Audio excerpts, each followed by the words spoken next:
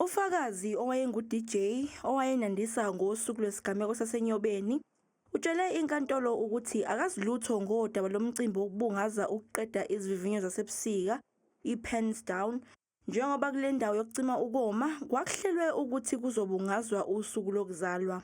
Andiyazi into edibanisa ne-Pens Down.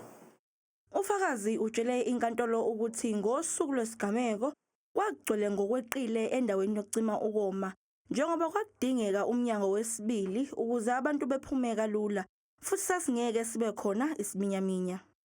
Ndicinga uba babekhona laa mnyango wesibini mhlawumbi njengoba lwengena kweli cala omnye uphumela kwelaa cala ndicinga ngekwaba ngcono kakhulu.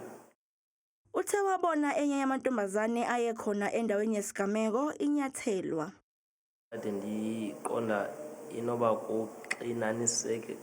kuxinanisekalana kwabo okanye kuba ndabona omnye umntana ngaphandle xa ndijonga apha kubhodi kwindilaba kubhalkhoni bona ebenyathelwa. Imantshi itshele ufakazi ukuthi okusesitatimendeni asibhala namaphoyisa kanye nalokhu akusho namhlanje kuyaphambana.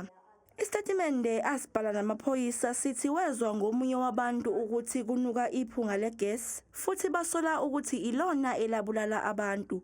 Kodwa umsolwa uthi lo muntu ezwa ngaye unakho ukuzikhulumela amampunge. Ndiye ndayikholelwa yona qha ulandile ungumuntu othanda uxoka.